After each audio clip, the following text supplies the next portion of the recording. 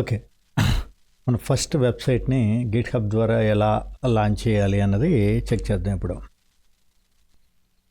Desktop మీదకి వచ్చి మీరు ఒక ఫోల్డర్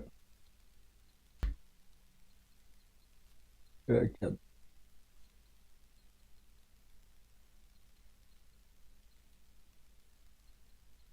మై వెబ్సైట్. ఓకే. ఇప్పుడు ఈ ఫోల్డర్ని మీరు విజువల్ స్టూడియో కోడ్లో ఓపెన్ చేయండి. ఇప్పుడు ఓపెన్ ఫోల్డర్లోకి వెళ్ళి డెస్క్టాప్ మీద మై సెలెక్ట్ ఫోల్డర్ కొట్టేసాం. ఓకే. సో ఇక్కడ నేను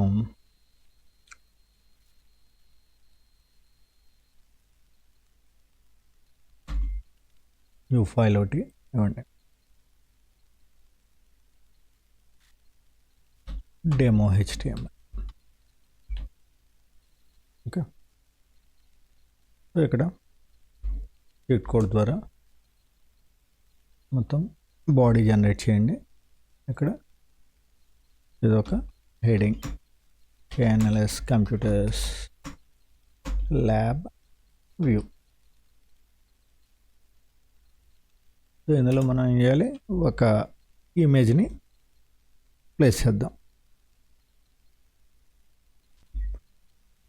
మన వెబ్సైట్ ఓపెన్ చేసుకోండి. అందులో మీకు ఫొటోస్ ఉంటాయి కదా, ఆ ఫోటోలో రైట్ క్లిక్ చేసి ఇది ఒక ఫోటో తీసుకోండి. Save image. మనకి ఎక్కడ కావాలి, అది డెస్క్టాప్ మీద ఏం ఫోల్డర్ ఉంది, మై ఫస్ట్ వెబ్సైట్ అన్న ఫోల్డర్ ఉంది కదా, ఆ ఫోల్డర్లో ఫైల్ని సేవ్ చేసుకోండి. ల్యాబ్ ఫైల్ నేమ్స్కి అట్లకి స్పేసెస్ ఇవ్వకండి. ఇలా అప్లోడ్ చేసుకునేటప్పుడు సింపుల్గా ఇచ్చేయండి. ఓకే. సో ఇప్పుడు VS కోడ్లోకి మళ్ళీ చేంజ్ అవుతుంది. ఇక్కడ ల్యాబ్ ఫైల్ మనకి ఇమేజ్ ఫైల్ వచ్చేసింది కదా, దీన్ని మనం ఇక్కడ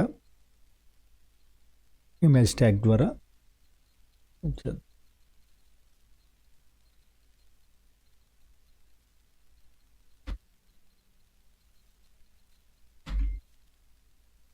= ఫైల్ నేమ్ ఏముంది ఇక్కడ ఒకసారి చెక్ చేసుకోండి. మళ్ళీ కరెక్ట్గా ఇవ్వండి, ఫైల్ నేమ్ కరెక్ట్గా ఇచ్చుకోండి.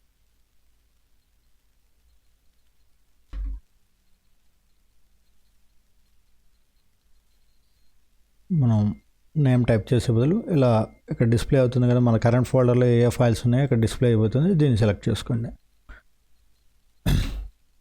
ఓకే. ఇక్కడ ఇప్పుడు ఒకసారి లైవ్ చూడండి.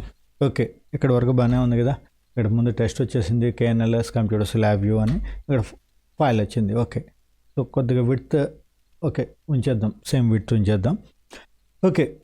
ఇప్పుడు అసలు మన టార్గెట్ ఏంటి? నిన్న మీరు ఏమన్నారు, నిన్న లాస్ట్ క్లాస్లో చేసిన వాళ్ళు దాన్ని మెయిల్ పెట్టుకున్నాం HTML, అక్కడ ఓపెన్ చేస్తే సిస్టంలో ఓపెన్ అవుతుంది, బట్ మాకు ఫోన్లో ఓపెన్ అవ్వట్లేదు అన్నారు. సో ఇప్పుడు మనం ఏం చేయాలి, ఈ ఫైల్ని ఎక్కడ ప్రాబ్లం ఏం చెప్పాము, కేవలం మీరు HTML ఫైల్ మాత్రమే అక్కడ ప్లేస్ చేశారు, ల్యాబ్ ఫైల్ లేదు కదా అని చెప్పాము. సో ల్యాబ్ ఫైల్ కూడా ఇప్పుడు మెయిల్లో పెట్టుకున్నారు, అప్పుడైనా కూడా అది ఓపెన్ అవుతుందా? ఓపెన్ అవుతుంది కదా. లొకేషన్, దానికి ఒక వెబ్సైట్ క్రియేట్ చేసుకోవాలి, ఆ వెబ్సైట్లో ఇవన్నీ ఫైల్స్ అన్నీ కూడా ఇంటిగ్రేట్ అవ్వాలి.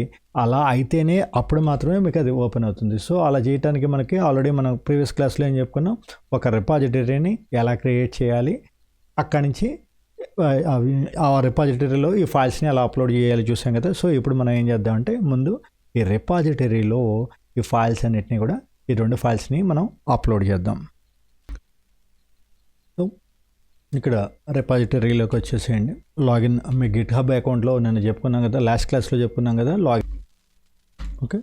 సో ఇక్కడ ప్రాసెస్ కంప్లీట్ అయిన తర్వాత ఈ విధంగా 3 టిక్ మార్క్స్ వచ్చేసినాయో లేదో చెక్ చేసుకోండి. ఓకే. 3కి టిక్ మార్క్స్ వచ్చిన తర్వాత మీ వెబ్సైట్ రెడీ అయినట్టే. మరి ఈ రెడీ అయిన వెబ్సైట్ని మళ్ళీ ఎలా ఓపెన్ చేయాలి? మళ్ళీ సేమ్ సెట్టింగ్స్లోకి వెళ్ళండి.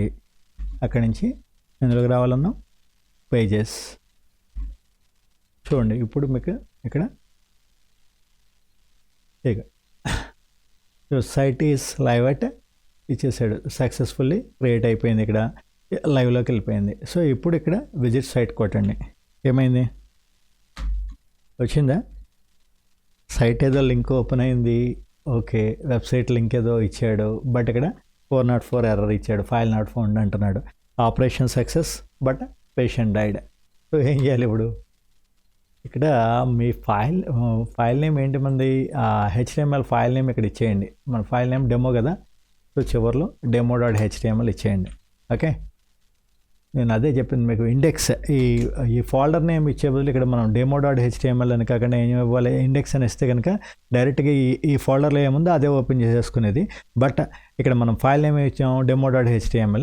ఎప్పుడైతే మనం index.html ఇస్తే ఆటోమేటిక్గా అది క్లిక్ చేయకపోతే అది ఓపెన్ అయిపోతుంది. బట్ మీరు ఎప్పుడైనా వేరే ఫైల్ నేమ్ ఇచ్చినప్పుడు ఖచ్చితంగా ఆ ఫైల్ నేమ్ని కూడా మీరు ఆ HTML ఫస్ట్ పేజ్ ఏదైతే ఉందో దాన్ని కూడా ఇక్కడ మెన్షన్ చేయాల్సిందే మీ వెబ్సైట్లో. ఓకే, సో సక్సెస్ఫుల్గా మీరు ఫస్ట్ వెబ్సైట్ని క్రియేట్ చేసుకున్నారు కదా, మీ రిపాజిటరీ నుంచి క్రియేట్ అయింది. సో ఇక్కడ ఇది ఎవరికైనా ఎలా షేర్ చేయాలి మరి? ఇదే చూడండి, సింపుల్గా మీ వెబ్సైట్ అడ్రస్ ఏమి ఇచ్చాడు, మన యూజర్ ఐడి ఇచ్చేసాడు ముందు ఇక్కడ KNLS బ్యాచ్ 2024 అని, తర్వాత డాట్ ఇచ్చి github.io, తర్వాత మన ఫోల్డర్ నేమ్ ఏదైతే ఉందో ఆ ఫోల్డర్ నేమ్ ఇచ్చాడు. మై వెబ్సైట్ అన్న ఫోల్డర్ ఉంది కదా, ఆ వెబ్సైట్ ఫోల్డర్ ఇచ్చాడు. తర్వాత ఇక్కడ మన ఫైల్ నేమ్. దీన్ని ఇప్పుడు మీరు ఎవరికి కావాలంటే వాళ్ళకి మెయిల్ చేయటమో లేకపోతే షేర్ చేయడం, వాట్సాప్లో షేర్ చేస్తే మీరు మీ ఫోన్లో కూడా దీన్ని డైరెక్ట్గా లైవ్లో చెక్ చేసుకోవడానికి పాసిబిలిటీ ఉంటుంది. ఇది మనం వెబ్సైట్ని క్రియేట్ చేసే మెథడ్. సో ఇందులో స్టెప్స్ ఏమేంటి? ఫస్ట్ వన్ ఏం చేసాం, రిపాజిటరీని క్రియేట్ చేసుకున్నాం. ఓకే, సో ఆ రిపాజిటరీని క్రియేట్ చేసిన తర్వాత దాంట్లో మనకు కావాల్సిన ఫైల్స్ని అప్లోడ్ చేసాం. అప్లోడ్ చేసిన తర్వాత నెక్స్ట్ సెట్టింగ్స్లోకి వెళ్ళాం. సెట్టింగ్స్లో నుంచి నెక్స్ట్ అక్కడి నుంచి పేజెస్కి వచ్చాం. పేజెస్లో మనం ఈ విధంగా ఇక్కడ మెయిన్ ఫోల్డర్ ఒకటి, రూట్ ఫోల్డర్ సెలెక్ట్ చేసుకొని సేవ్ చేసుకున్నాం. తర్వాత బ్యాక్ వెళ్ళి చూస్తే అది ప్రాసెస్లో ఉందో లేదో చెక్ చేసుకున్నాం.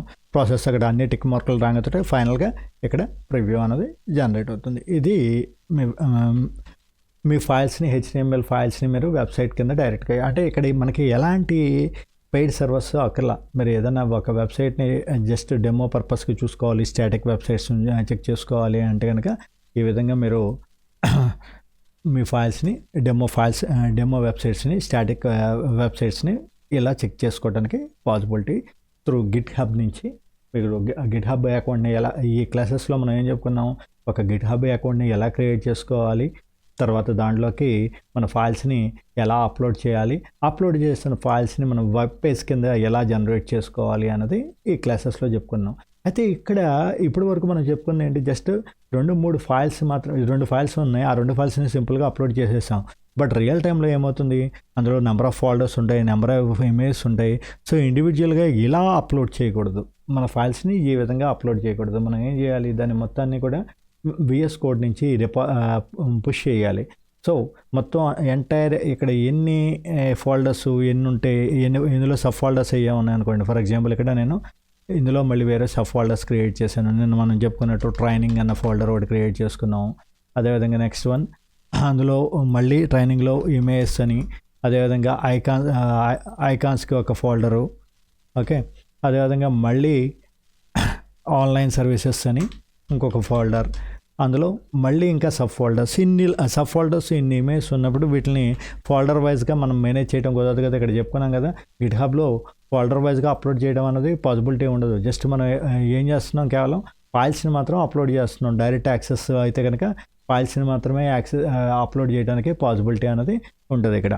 సో అలాగంటే ఇంక్లూడింగ్ ఫోల్డర్స్ మొత్తం అన్నీ కూడా యాజ్ ఇట్ ఈజ్గా ఇక్కడ మనకి వ్యూ ఎలా అయితే ఉందో ఈ ట్రీ, దీన్ని మొత్తాన్ని అప్లోడ్ చేయాలంటే కనుక ఏం చేయాలి ఏంటి అనేది నెక్స్ట్ క్లాస్లో చెక్ చేద్దాం.